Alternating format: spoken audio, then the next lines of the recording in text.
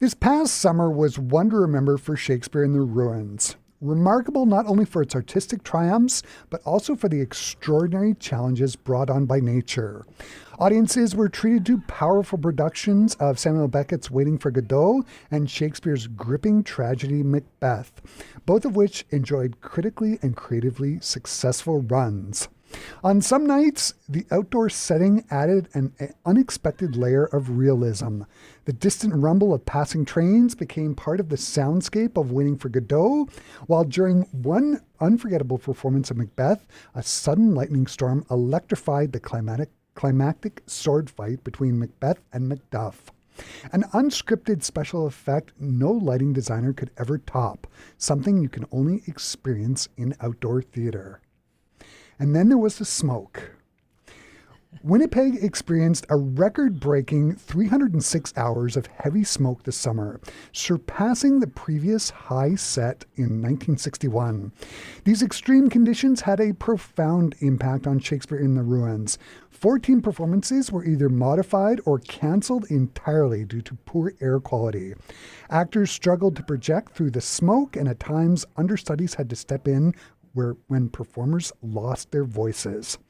The result was not only artistic disruption, but significant financial strain from lost ticket revenue. With climate change continuing to intensify, this past summer may well be a glimpse of a challenging new reality. In response, Shakespeare in the Ruins has launched a fundraising campaign called Protect What You Love. The company is reaching out to the community for support to help ensure that Winnipeg can continue to enjoy high-quality live outdoor theater for years to come.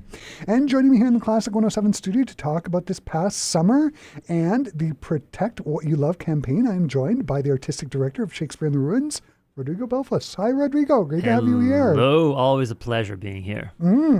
So it is great having you here in the winter. I generally see you in the spring and in the lead up to productions at Shakespeare in the Ruins for the summer.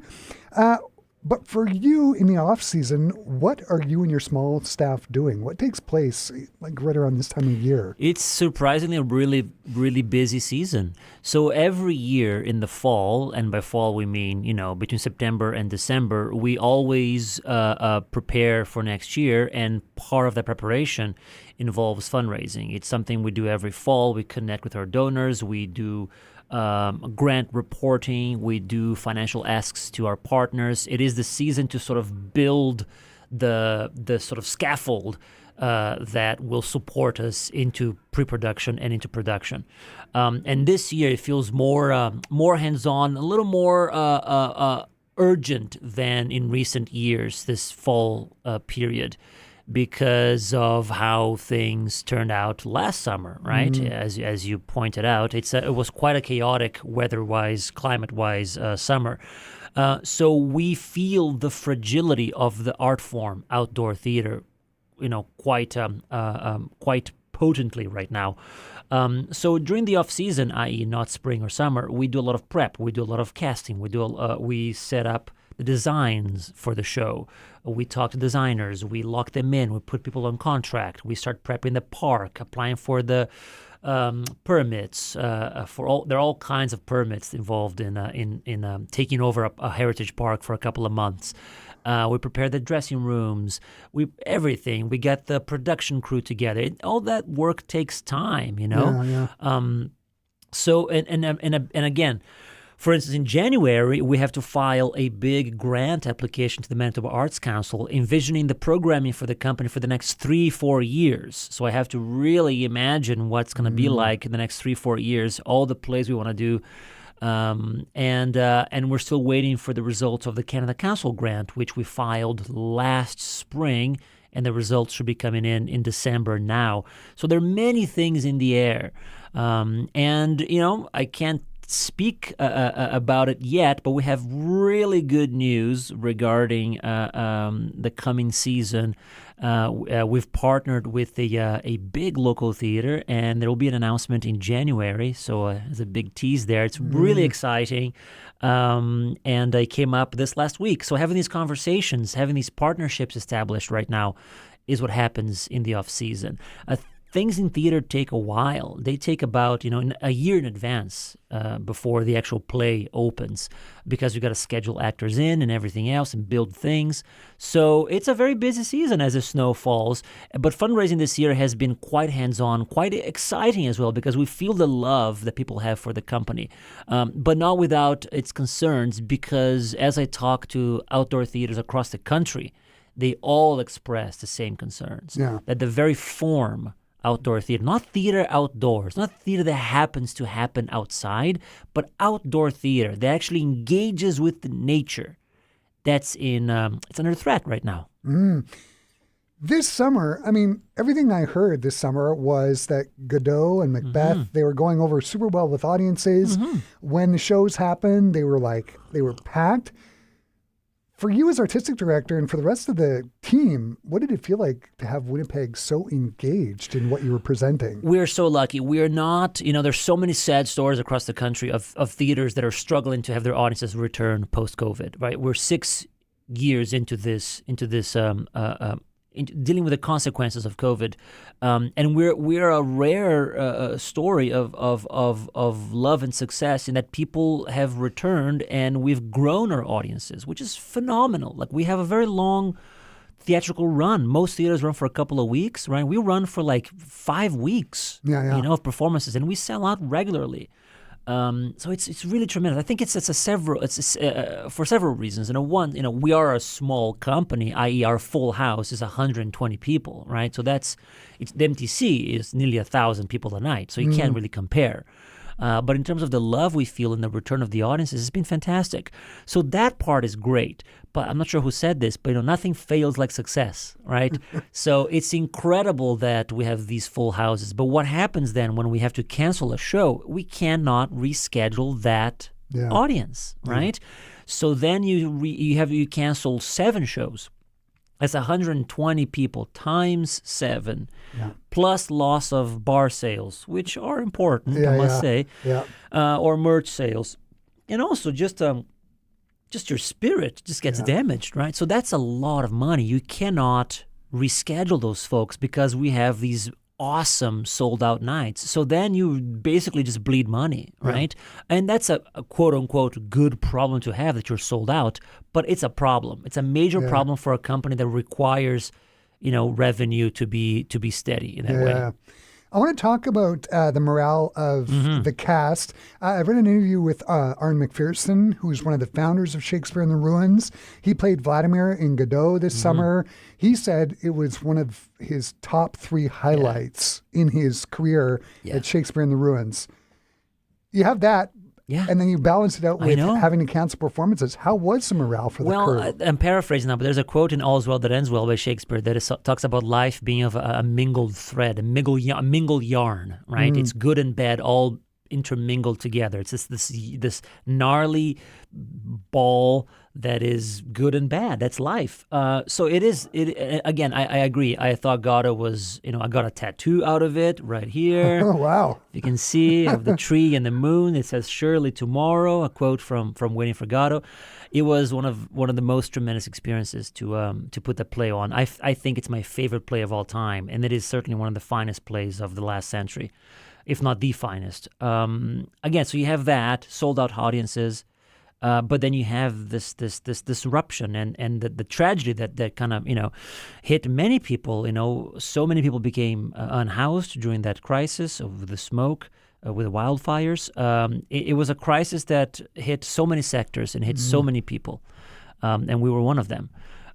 So it's hard to hold those opposing truths in your head. But I read somewhere that the mark of a true intelligence is being able to hold the 2 opposing truths in your head without going crazy, right? You have to hold those things together. So I'm so grateful and so proud of the shows we did, but also, we're very realistic in that we want to create through this fundraising campaign enough of a runway, and we want to create a safety net, so that we can carry on without the panic of, stressing out about the company being in peril if we have to cancel shows. Because as you said, the reality is climate, change, and this chaos is I think sadly for now here to stay. Yeah, absolutely. You were talking about reporting to granting bodies about this past summer. Mm-hmm. Were they understanding about the cancellations of shows, or is it too early to tell? Oh, they were of course very supportive and very understanding, and we have very strong partners. But it's all a matter of how long can you carry this on? And again, we don't know what next summer will be like. Mm. And I read about zombie fires. Have you read about zombie fires? No. Apparently, it's possible that fires will just hibernate during winter. Man. And then so that's a concern, in LA right now, in California, and will be a concern for us when it comes to springtime, and they will just reignite when the snow melts on their own. So that's a concern as well. I don't want things to be reignited and we have chaos across the provinces again, for various reasons, not just because of theater, for various reasons, for people's safety. So I'm already kind of thinking about, wow, what will springtime be like? And I'm hoping that we have good weather. But we are also at this time, to further answer your question, what we're doing, we're also engaged in talking to partners in the region, in the St. Norbert region, about potentially finding indoor venues that we can pivot to in case of an emergency. We have launched this scouting mission, and we're working with film location scouts, because film people are very dynamic, very, very flexible, very agile. And we're working with a couple of location scouts to find potential places around the ruins area that we could perform at in case of having to switch to an indoor performance. Now, not ideal, because as we've heard from our audiences, they love the nature, they love the park, and they love the promenade. So we can't lose that. But if having options is on the table as well. So that's also happening right now. Man, amazing. So can you talk about the Protect What You Love campaign? Like, where's the support going, like, in regards to accessibility, infrastructure, and play development? Yeah, something we launched in 2022 was new play development, and we've come up with a series of new shows that have had life beyond SIR. Pandora, for instance, has just performed in Ontario.